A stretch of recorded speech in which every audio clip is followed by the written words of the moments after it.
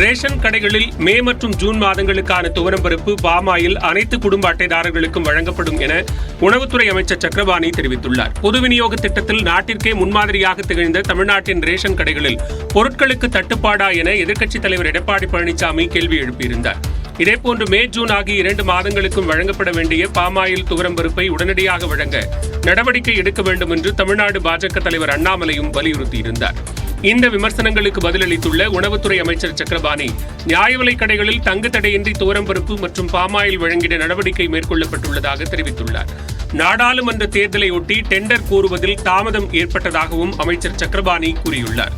தேர்தல் நடத்தை விதிகளினால் ஏற்பட்ட நடைமுறை சிக்கல்களை திரித்து சிலர் தெரிவித்த குற்றச்சாட்டுகள் முறையானது அல்ல என்று குறிப்பிட்டுள்ள அமைச்சர் சக்கரபாணி, ரேஷன் கடைகளில் மே மற்றும் ஜூன் மாதங்களுக்கான துவரம்பருப்பு மற்றும் பாமாயில் அனைத்து குடும்ப அட்டைதாரர்களுக்கும் வழங்கப்படும் என்று உறுதியளித்துள்ளார்.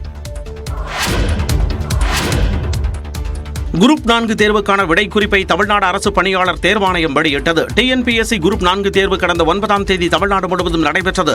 6244 காலி பணியிடங்களுக்கு சுமார் 20 லட்சம் பேர் விண்ணப்பித்திருந்தனர். இந்த தேர்வை 7247 தேர்வு மையங்களில் சுமார் 15 லட்சம் பேர் எழுதினர். தலைநகர் சென்னையில் மட்டும் 432 மையங்களில் நடந்த தேர்வில் 1,33,000 பேர் கலந்து கொண்டனர். இந்நிலையில் டிஎன்பிஎஸ்சி குரூப் 4 தேர்வுக்கான விடை குறிப்பு வெளியாகியுள்ளது. இதில் ஏதேனும் ஆட்சேபனை இருந்தால் தேர்வர்கள் வரும் 25ஆம் தேதிக்குள் ஆன்லைனில் தெரிவிக்கலாம் என டிஎன்பிஎஸ்சி அறிவுறுத்தியுள்ளது. இதற்கான பிரத்யேக இணையதளத்தில் விடை குறிப்புகள் குறித்து தெரிந்து கொள்ளவும் டிஎன்பிஎஸ்சி வழிவகை செய்துள்ளது. தமிழ்நாடு பாஜகவின் மையக்குழு கூட்டம் சென்னையில் இன்று நடைபெறுகிறது. அண்மையில் நடந்து முடிந்த நாடாளுமன்ற தேர்தலில் தமிழ்நாட்டில் பாஜக அங்கம் வகித்த தேசிய ஜனநாயக கூட்டணி போட்டியிட்ட 39 இடங்களிலும் தோல்வியடைந்தது. இதனைத் தொடர்ந்து மாநில தலைவர் அண்ணாமலை மீது பல்வேறு விமர்சனங்கள் எழுந்த நிலையில் தேசிய தலைமை தலையிட்டு இந்த விவகாரத்தை முடிவுக்கு கொண்டு வந்தது. இதனையடுத்து கட்சியை வலுப்படுத்துவது தொடர்பாகவும் கட்சியின் எதிர்கால நடவடிக்கைகள் தொடர்பாகவும் ஆலோசனை மேற்கொள்ள பாஜக மையக்குழு கூட்டம் கமலாலயத்தில் காலை 10:30 மணி அளவில் அண்ணாமலை தலைமையில் நடைபெறவுள்ளது. இதில் பாஜக மாநில நிர்வாகிகள், மூத்த தலைவர்கள் என பல முக்கிய நபர்கள் கலந்து கொள்ள உள்ளனர். முன்னாள் தலைவர் என்ற முறையில் தமிழிசை சவுந்தரராஜனும் பங்கேற்பார் என எதிர்பார்க்கப்படுகிறது.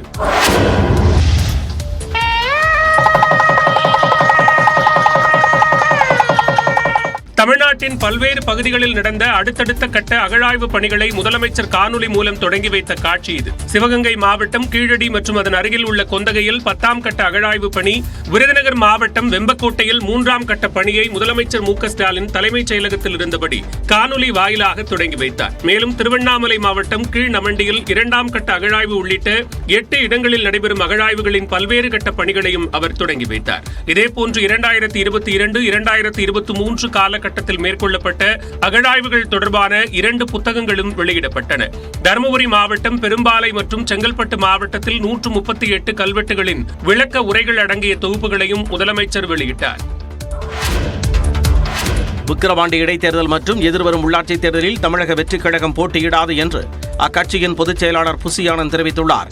இது தொடர்பாக அவர் வெளியிட்டுள்ள அறிக்கையில் ஜூலை 10ஆம் தேதி நடைபெறவுள்ள விக்கிரவாண்டி இடைத்தேர்தலில் தமிழக வெற்றிக் கழகம் போட்டியிடாது என்று குறிப்பிடப்பட்டுள்ளது. மேலும் விக்கிரவாண்டி இடைத்தேர்தலில் எந்த கட்சிக்கும் ஆதரவில்லை என்று விஜய் அறிவுறுத்தியதாக புசி ஆனந்த் தெரிவித்துள்ளார்.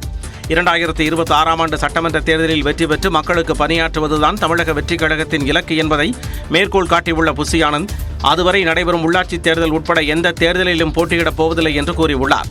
விரைவில் நடைபெறவுள்ள தமிழக வெற்றிக் கழகத்தின் முதல் மாநில மாநாட்டில் கட்சியின் கொள்கைகள், கோட்பாடுகள் மற்றும் செயல் திட்டங்கள் வெளியிடப்படும் என்று புசி ஆனந்த் குறிப்பிட்டுள்ளார். நன்றி சொல்ல வந்த இடத்தில் உங்களுக்கெல்லாம் எதற்கு ஓட்டு என்று மக்களை பார்த்து சரமாரியாக திட்டி தீர்த்தார் பாமக வேட்பாளர் தங்கர் பச்சான். நடந்து முடிந்த மக்களவைத் தேர்தலில் பாஜக கூட்டணியில் பாமக 10 தொகுதிகளில் போட்டியிட்டது. இதில் 6 தொகுதிகளில் டெபாசிட் இழந்தது. கடலூரில் பாமக சார்பில் போட்டியிட்ட திரைப்பட இயக்குநர் தங்கர் பச்சான் தோல்வியடைந்து 3ஆம் இடத்துக்கு தள்ளப்பட்டார். இந்நிலையில் விருதாசலத்தில் தனக்கு வாக்களித்த மக்களுக்கு நன்றி கூறும் விதமாக தங்கர் பச்சான் வாகனத்தில் வந்து கொண்டிருந்தார். அப்போது பேசிக்கொண்டே இருந்த அவர் திடீரென டென்ஷன் ஆகி உங்களுக்கெல்லாம் எதற்கு ஓட்டு என்று ஆவேசமடைந்தார். மக்கள் எதுக்கு உங்களுக்கு ஓட்டு வச்சு என்ன செய்ய போறீங்க? நமக்கு வாய் இருந்தாதான் பழிச்சுக்கும். உங்களோட பிள்ளைகளும் இல்லாட்டா இதே மாதிரி இந்த சின்னங்களுக்கு ஓட்டு போட்டு அடிமை சேர்த்தே போயிடும். பாத்துக்குங்க. திமுக கூட்டணி 40 தொகுதிகளில் வெற்றி பெற்றாலும் தமிழ்நாட்டிற்கு நல்லதே நடக்காது எனவும் தங்கர் பச்சான் புலம்பிச் சென்றார். வயநாடு எம்பி பதவியை ராகுல் காந்தி ராஜினாமா செய்துள்ள நிலையில் அதனை மக்களவைச் செயலகம் ஏற்றுக்கொண்டுள்ளது. மக்களவைத் தேர்தலில் உத்தரப்பிரதேசத்தின் ரேபரேலி, கேரளாவின் வயநாடு ஆகிய 2 தொகுதிகளில் போட்டியிட்ட ராகுல் காந்தி 2லும் வெற்றி பெற்றார். வயநாடு தொகுதியில் 6,47,445 வாக்குகள், அதாவது செலுத்தப்பட்ட மொத்த வாக்குகளில் 59.69% வாக்குகளை பெற்றிருந்தார். ஆனால் ஒரு தொகுதியில் மட்டுமே உறுப்பினராக இருக்க முடியும் என்ற நிலையில் வயநாடு தொகுதியில் இருந்து விலகுவதாக ராகுல் காந்தி நேற்று முன்தினம் அறிவித்தார். அந்த தொகுதியில் ராகுல் காந்தியின் சகோதரி பிரியங்கா காந்தி போட்டியிடுவார் என காங்கிரஸ் கட்சி அறிவித்துள்ளது. இந்நிலையில் வயநாடு தொகுதி எம்பி பதவியை ராஜினாமா செய்வதாக மக்களவை சபாநாயகர் அலுவலகத்தில் ராகுல் காந்தி கடிதம் அளித்தார். இந்த கடிதத்தை ஏற்றுக்கொள்வதாக மக்களவை செயலகம் அறிவித்துள்ளது. இது நேற்று முதல் அமலுக்கு வருவதாகவும் மக்களவை செயலாளர் தெரிவித்துள்ளார். சென்னை பெசன்ட் நகர் கார் விபத்தில் பெயிண்டர் உயிரிழந்த வழக்கில் ஆந்திரா எம்பியின் மகள் கைது செய்யப்பட்டுள்ளார். சென்னை பெசன்ட் நகரில் திங்கட்கிழமை இரவு கார் ஒன்று தாறுமாறாக ஓடியது. இதில் பிளாட்பாரத்தில் படுத்திருந்த பெயிண்டர் சூர்யா என்பவர் உயிரிழந்தார்.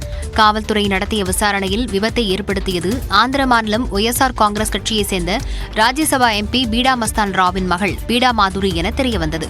விபத்தை ஏற்படுத்திய வாகனத்தை கண்காணிப்பு கேமரா உதவியுடன் அடையாறு போக்குவரத்து புலனாய்வு போலீசார் கண்டறிந்த நிலையில் மாதுரி நேரடியாக வந்து காவல் நிலையத்தில் சரணடைந்தார். உடனடியாக அவரை கைது செய்த காவல்துறையினர் பின்னர் ஜாமீனில் விடுவித்தனர்.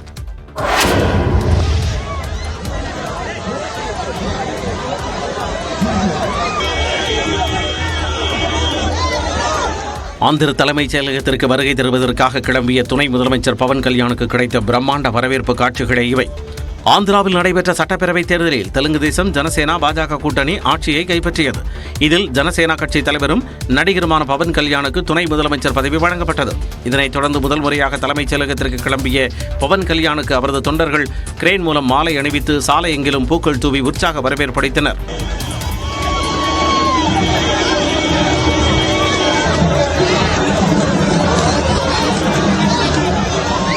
முதல் முறையாக துணை முதலமைச்சராக அமராவதியில் உள்ள தலைமைச் செயலகத்திற்கு வந்த பவன் கல்யாணுக்கு காவல்துறை சார்பில் மரியாதை வழங்கப்பட்டது.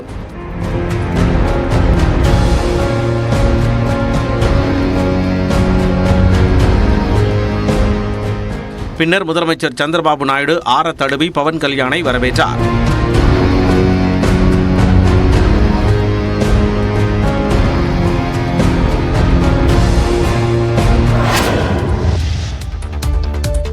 சேலத்தில் தேசிய நெடுஞ்சாலையில் சிறுவர்களுக்கு ஸ்கேட்டிங் பயிற்சி அளித்த பயிற்சியாளரை காவல்துறையினர் கைது செய்தனர்.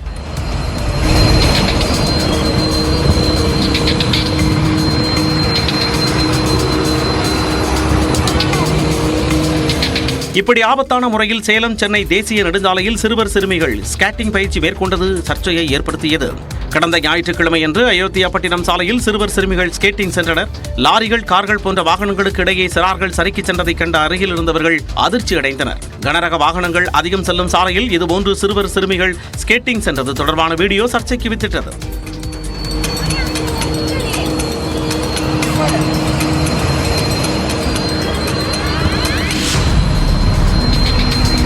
இந்த நிலையில் ஸ்கேட்டிங் பயிற்சியாளர் பிரபாகரனை காவல்துறையினர் கைது செய்தனர். உரிய பாதுகாப்பு ஏற்பாடுகள் செய்த பிறகே இதுபோன்ற பயிற்சிகளை வழங்குமாறு அறிவுரை கூறி அவரை பிணையில் விடுவித்தனர். மேலும் ஸ்கேட்டிங் பயிற்சியில் ஈடுபட்ட சிறுவர்களின் பெற்றோரை காவல்துறை துணை கண்காணிப்பாளர் அமல எட்வின் அழைத்து அறிவுரை வழங்கினார். நீட் தேர்வில் 0.001 விழுக்காடு தவறு நடந்திருந்தாலும் அதனை முழுமையாக விசாரிக்க வேண்டும் என்று தேசிய தேர்வு முகமைக்கு உச்சநீதிமன்றம் உத்தரவிட்டுள்ளது. இந்த ஆண்டிற்கான நீட் தேர்வை ரத்து செய்யக்கோரி கல்வியாளர் நிதின் விஜய் உச்சநீதிமன்றத்தில் வழக்கு தொடர்ந்தார். நீதிபதி விக்ரம்நாத், நீதிபதி எஸ்.வி.என். பாட்டி அமர்வில் இந்த வழக்கு விசாரணைக்கு வந்தது. நீட் தேர்வில் முறைகேடுகள் நடந்ததாக 20,000 மாணவர்கள் புகார் அளித்திருப்பதாகவும், வினாத்தாள் கசிவு மற்றும் முறைகேடுகளால் முழு தேர்வையும் ரத்து செய்துவிட்டு புதிதாக தேர்வு நடத்தவும் மனுவில் கோரப்பட்டது. தேசிய தேர்வு முகமையும் மத்திய அரசும் 2 வாரத்தில் பதிலளிக்க உச்சநீதிமன்றம் நோட்டீஸ் அனுப்பியது. மேலும் தவறு நடந்திருந்தால் அதனை ஒப்புக்கொள்ள வேண்டும் என்றும், மருத்துவம் படிக்கும் மாணவர்கள் தவறு இழைப்பது சமூகத்திற்கு ஆபத்து என்றும் நீதிபதிகள் தெரிவித்தனர். விமான நிலையங்களை தொடர்ந்து மும்பையில் ஒரே நேரத்தில் 50 மருத்துவமனைகளுக்கு வெடிகுண்டு மிரட்டல் விடுக்கப்பட்ட சம்பவம் பரபரப்பை ஏற்படுத்தியுள்ளது. சென்னை, கோயம்புத்தூர், பாட்னா, ஜெய்ப்பூர் உட்பட இந்தியாவில் உள்ள 40க்கும் அதிகமான விமான நிலையங்களுக்கு நேற்று காலையில் வெடிகுண்டு மிரட்டல் விடுக்கப்பட்டது. இதையடுத்து விமான நிலையங்களில் பலத்த பாதுகாப்பு ஏற்பாடுகள் செய்யப்பட்டன. இதனால் அந்தந்த விமான நிலையங்களில் விமானங்கள் தாமதமாக புறப்பட்டுச் சென்றன. பின்னர் காவல்துறையினர் நடத்திய விசாரணையில் அவை அனைத்தும் புரடி என தெரிய வந்தது. இந்த நிலையில் மும்பையில் ஒரே நேரத்தில் 50க்கும் மேற்பட்ட மருத்துவமனைகளுக்கு மின்னஞ்சல் மூலம் வெடிகுண்டு மிரட்டல் விடுக்கப்பட்டது. ஜஸ்லோக், ரஹஜா, செவன் ஹில்ஸ் உள்ளிட்ட மருத்துவமனைகளுக்கு மின்னஞ்சல் மூலம் வெடிகுண்டு மிரட்டல் வந்ததாக கூறப்படுகிறது. முதற்கட்ட தகவலின்படி மருத்துவமனையின் படுக்கைகள், குளியலறைகளில் வெடிகுண்டு உள்ளதாக சைப்ரஸ் நாட்டில் இருந்து வெடிகுண்டு மிரட்டல் வந்திருப்பதாகவும் மின்னஞ்சல் மூலம் வெடிகுண்டு மிரட்டல் விடுத்தவர் குறித்து விசாரித்து வருவதாகவும் மும்பை போலீசார் தெரிவித்துள்ளனர். பாரிஸ் ஒலிம்பிக் போட்டிக்கு துப்பாக்கி சுடுதல் பிரிவில் தமிழ்நாட்டைச் சேர்ந்த பிருத்திவிராஜ் தொண்டமான் உள்ளிட்ட 5 வீரர்கள் தேர்வாகியுள்ளனர். 33வது ஒலிம்பிக் விளையாட்டுப் போட்டிகள் பிரான்ஸ் தலைநகர் பாரிஸில் ஜூலை 26ஆம் தேதி முதல் ஆகஸ்ட் 11ஆம் தேதி வரை நடைபெறவுள்ளன. இதில் துப்பாக்கி சுடுதல் பிரிவில், ஷூட்கன் பிரிவில் இந்திய அணி தகுதி பெற்றுள்ளது. இதில் தமிழ்நாட்டைச் சேர்ந்த பிருத்திவிராஜ் தொண்டைமான் இடம் பிடித்துள்ளார். நியூஸ் 18 தமிழ்நாடு தொலைக்காட்சிக்கு பேட்டியளித்த பிருத்திவிராஜ் நிச்சயம் பதக்கம் வெல்வேன் என நம்பிக்கை தெரிவித்தார். ஸ்போர்ட்ஸை பொறுத்த வரைக்கும் எனி ஸ்போர்ட்டில் வந்து ஒலிம்பிக்கில் மெடல் வின் பண்ணணும் அப்படிங்கிறது எல்லாரோட ட்ரீம். ஒரு மிகப்பெரிய அச்சீவ்மெண்ட்டாக தான். ஸோ ரொம்ப பெருமையாக இருக்குது. அண்ட் தமிழ்நாடை ரெப்ரசன்ட் பண்ணி ஃபர்ஸ்ட் டைம் ஒலிம்பிக்கு ஷூட்டிங்லேருந்து போகிறது ரொம்ப ரொம்ப பெருமையாக இருக்குது. கண்டிப்பாக ஒரு மெடல் வின் பண்ணுவேன்ற நம்பிக்கை எனக்கு. திருச்சி முன்னாள் மேயர் சாருபாலா தொண்டைமான் மகனான பிருத்திவிராஜ் கடந்த ஆண்டு நடைபெற்ற ஆசிய விளையாட்டுப் போட்டியில் ஷாட்கன் பிரிவில் தங்கப்பதக்கம் வென்றார் என்பது குறிப்பிடத்தக்கது. அனயின்ஜித் சிங், ராஜேஸ்வரி குமாரி, ரைசியா தில்லன், மகேஸ்வரி சௌகான் ஆகியோரும் இந்திய அணியில் இடம் பிடித்துள்ளனர். இந்திய அணியில் இடம் பிடித்துள்ள 5 பேருக்கும் இது முதல் ஒலிம்பிக் போட்டியாகும். T20 உலகக்கோப்பை தொடரின் சூப்பர் 8 சுற்று இன்று தொடங்க உள்ளது. 9வது T20 உலகக்கோப்பை கிரிக்கெட் தொடர் மேற்கிந்திய தீவுகள் மற்றும் அமெரிக்க நாடுகளில் நடைபெற்று வருகிறது. லீக் சுற்றின் முடிவில் இந்தியா, அமெரிக்கா, வங்கதேசம், தென்னாப்பிரிக்கா, ஆப்கானிஸ்தான், மேற்கிந்திய தீவுகள், இங்கிலாந்து, ஆஸ்திரேலியா ஆகிய 8 அணிகள் சூப்பர் 8 சுற்றுக்கு முன்னேறியுள்ளன. சூப்பர் 8 சுற்றில் குரூப் 1 பிரிவில் இந்தியா, ஆஸ்திரேலியா, ஆப்கானிஸ்தான் மற்றும் வங்கதேசம் ஆகிய அணிகளும், குரூப் 2 பிரிவில் மேற்கிந்திய தீவுகள், அமெரிக்கா, தென்னாப்பிரிக்கா மற்றும் இங்கிலாந்து அணிகளும் இடம்பெற்றுள்ளன. 2 பிரிவாக பிரிக்கப்பட்டுள்ள அணிகள் தங்களுக்குள் தலா ஒரு முறை மோதுகின்றன. சூப்பர் 8 சுற்று முடிவில் ஒவ்வொரு பிரிவிலும் முதல் 2 இடங்களை பிடிக்கும் அணிகள் அரையிறுதிக்கு தகுதி பெறவுள்ளன. இந்த நிலையில் சூப்பர் 8 சுற்று இன்று தொடங்கும் நிலையில் அமெரிக்கா, தென்னாப்பிரிக்கா அணிகள் மோதும் முதல் ஆட்டம் இந்திய நேரப்படி இரவு 8 மணிக்கு ஆண்டிகுவா நகரில் நடைபெறவுள்ளது.